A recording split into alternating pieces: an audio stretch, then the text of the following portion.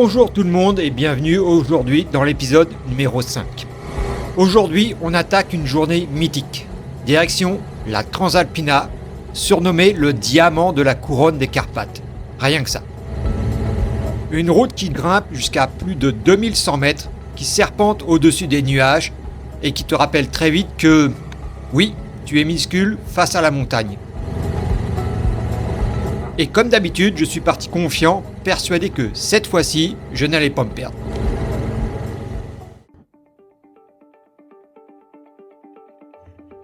Je quitte Sibiu sous un ciel clair, parfait pour une journée de montagne. La route s'ouvre, les villages défilent et déjà les Carpates apparaissent au loin. C'est fou comme la Roumanie te donne l'impression d'entrer dans un décor de film, mais sans effets spéciaux.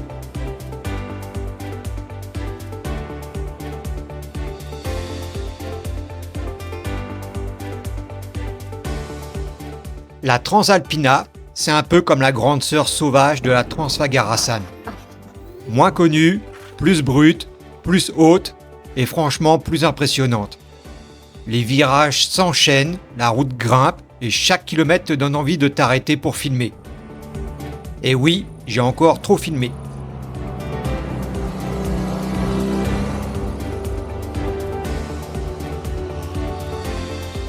Je me souviens de cette journée-là.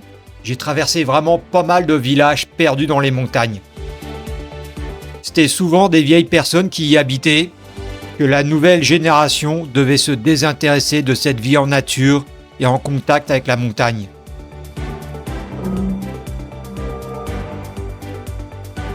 Je me suis dit qu'avec la neige qu'il devait y avoir dans les montagnes, les routes devaient être fermées pendant l'hiver et qu'ils devaient se retrouver bien isolés. J'ai vraiment aimé traverser ces petits villages pittoresques, ça faisait vraiment changement du Canada.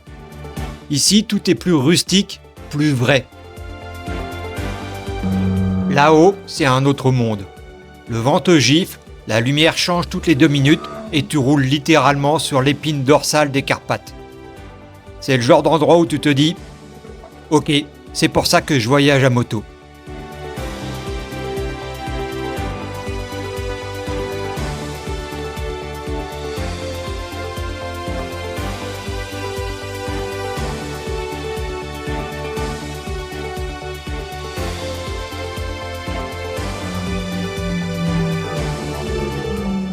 Et évidemment, c'est aussi le genre d'endroit où je me suis dit « Franck, ne regarde pas trop le paysage, reste sur la route ».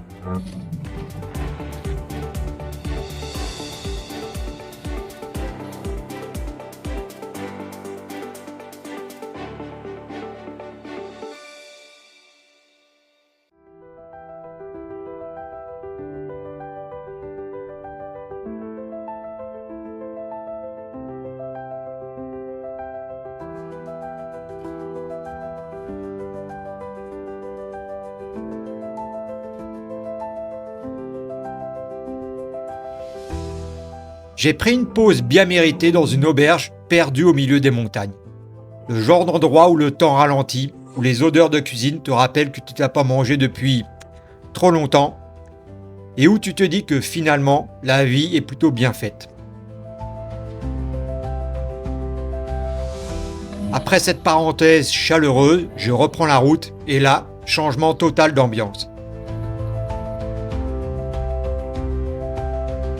La Transalpina s'ouvre devant moi comme une grande avenue de montagne.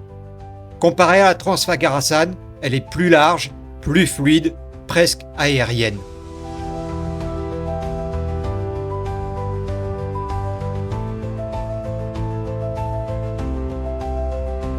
Et surtout, beaucoup plus facile pour doubler les touristes hésitants et les locaux qui roulent à 30 km/h, comme s'ils transportaient des œufs sur la banquette arrière.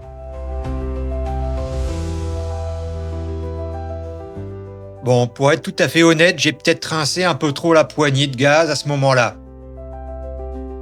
Quoi qu'il en soit, j'avais quand même du plaisir sur la route à chaque virage et à chaque ligne droite si je pouvais doubler.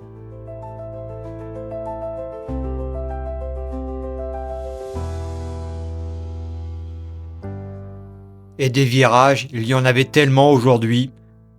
Des lacets, des virages en épingle, des virages à l'aveugle, des virages à droite, à gauche, en dévers, de travers, dans tous les sens.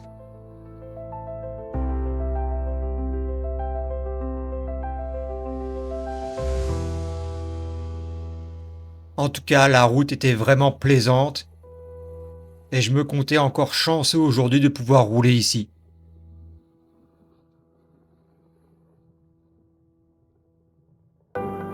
Après des dizaines de kilomètres de courbes perdues dans les montagnes, je vois une grand-mère qui vend ses pots de confiture sur le bord de la route.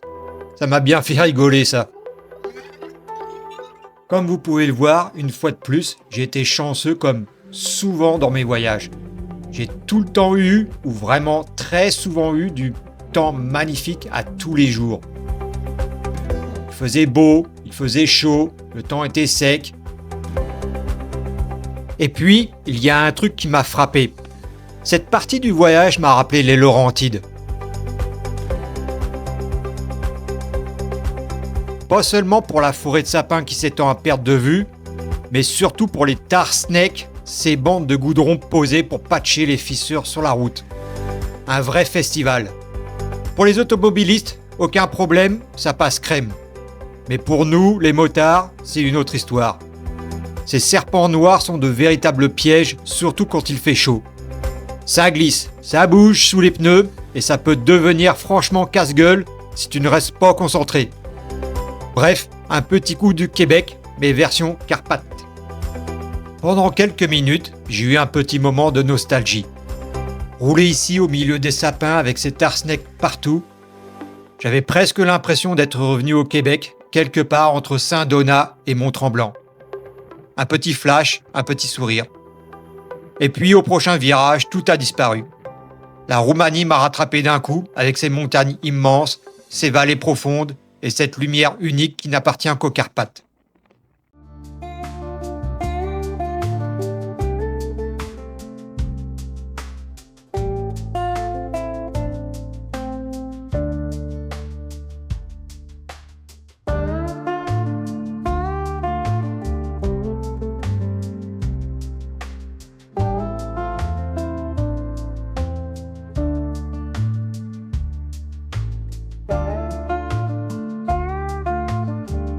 La route déroule ses courbes, les paysages s'élargissent et je me retrouve à traverser une série de barrages absolument magnifiques.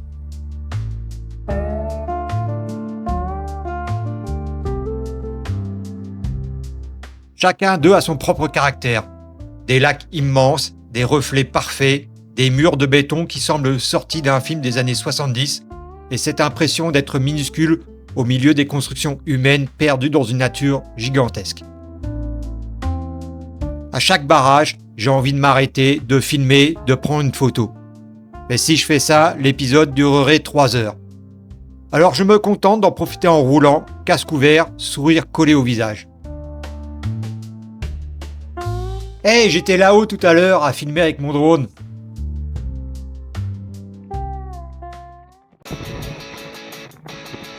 Je vous présente maintenant l'interminable interfile infernal. Tatatin. La magie des barrages a laissé place à quelque chose de beaucoup moins poétique. Un énorme bouchon. Pas un petit ralentissement, non.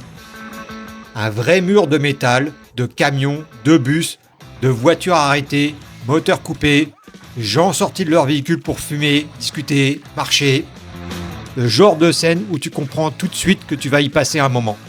Coincé derrière un smirmorque qui avançait à la vitesse d'un glacier en fin de vie, j'ai vite compris que si je restais là, j'allais finir fossilisé entre deux poids lourds.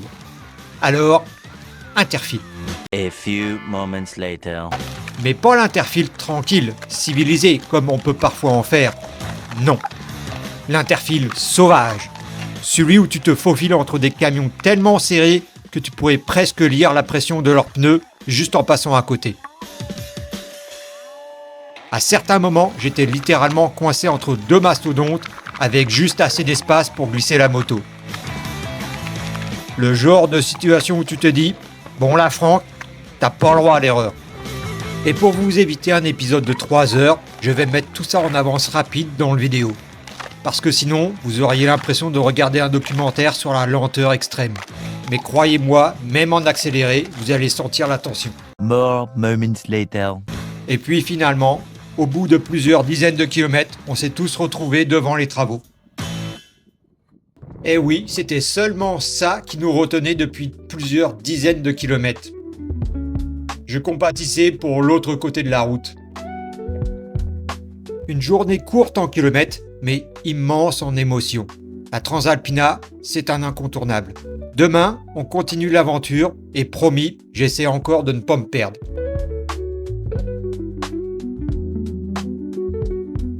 Je vous laisse sur ces belles images du gîte où j'ai passé la nuit, avec une vue magnifique sur la rivière.